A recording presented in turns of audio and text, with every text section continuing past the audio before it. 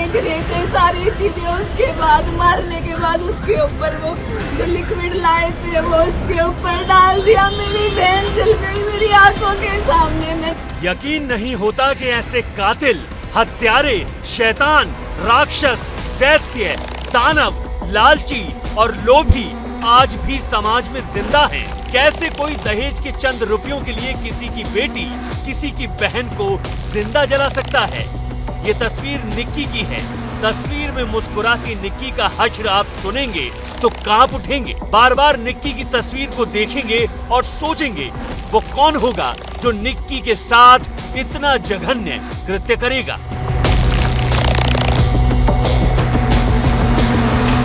निक्की अब इस दुनिया में नहीं है। आरोप है कि निक्की को उसके ससुराल वालों ने दहेज के लिए जिंदा जलाकर मार दिया।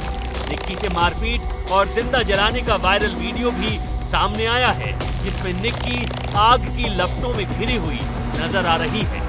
मेरी बहन के साथ इतनी बुरी दरिंदगी करी गई, इतना बुरा मारा उसे। मेरे बच्चे भी वहाँ पे देख रहे थे सारी चीजें। उसके बाद मारने के बाद उसके ऊपर वो जो लिक्विड लाए थे वो उसके ऊपर डाल दिया। मेरी बहन जल गई मेरी आंखों के सामने में। यूपी के ग्रेटर नोएडा में रहने वाली निक्की की खबर आज जैसे ही देश के सामने आई, हर कोई हैरान रह गया और सोच में पड़ गया कि 21वीं सदी में भी बेटियां दहेज के लिए जलाकर मारी जा रही हैं। आखिर वो कौन से दरिंदे हैं जो आज भी दुल्हन को दहेज नहीं बल्कि अपने पैसों का एटीएम समझते हैं। खुद मेहनत से पैसे कमाने की उनकी औकात नहीं और पत्नी के घर वालों से दहेज के नाम पर उगाही करते हैं, और दहेज नहीं मिलता तो उनकी बेटी को जान से मार देते हैं।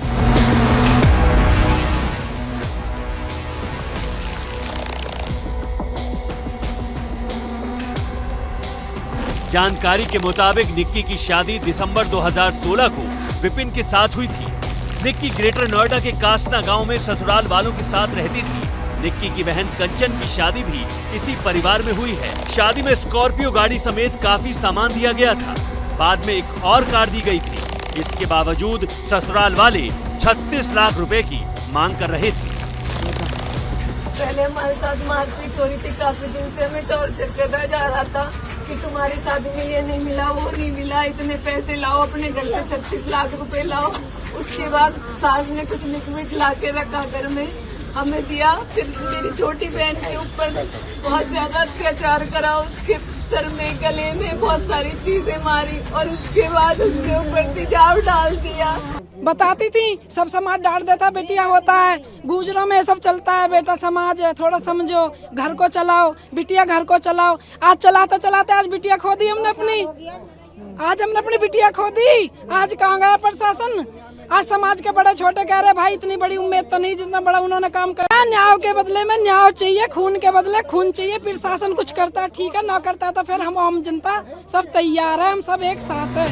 बीते 21 अगस्त को निक्की के पति विपिन और उसके परिवार वालों ने उसके साथ मारपीट की। मारपीट का वीडियो सोशल मीडिया पर वायरल है। मारपीट करने के बाद निक्की पर ज्वलनशील पदार्थ डालकर आग लगा दी।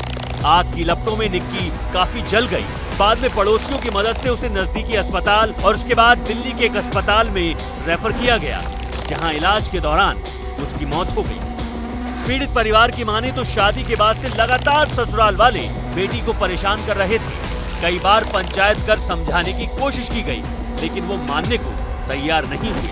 पीड़ित परिवार की शिकायत पर पति विपिन, जेठ रोहित, सास दया और ससुर सतवीर के खिलाफ केस दर्ज किया गया है। पति को गिरफ्तार कर लिया गया है, जबकि दूसरे आरोपियों की गिरफ्तारी नहीं हुई है। जो मृतका है उसकी बहन की तहरीर पे सुसंगत धाराओं में थाना कासना पे मुकदमा पंजीकृत किया गया। पति और उसके परिजनों के खिलाफ पुलिस ने कार्रवाई करते हुए पति विपिन को हिरासत में ले लिया है तथा अन्य की गिरफ्तारी हो टीमें गठित हैं।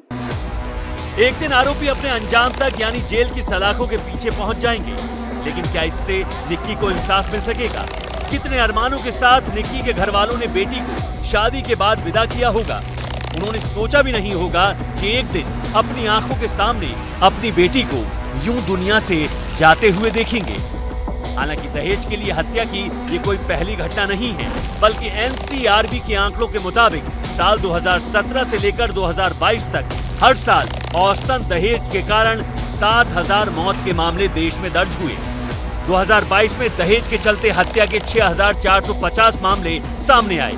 2021 में यह आंकड़ा 6,753 रहा, जबकि साल 2020 में 6,966 बेटियों को दहेज के चलते जान गंवानी पड़ी। फिलहाल आज ग्रेटर नोएडा की इस घटना को देखने के बाद वो माता पिता दहशत में होंगे जिनकी बेटियां हैं।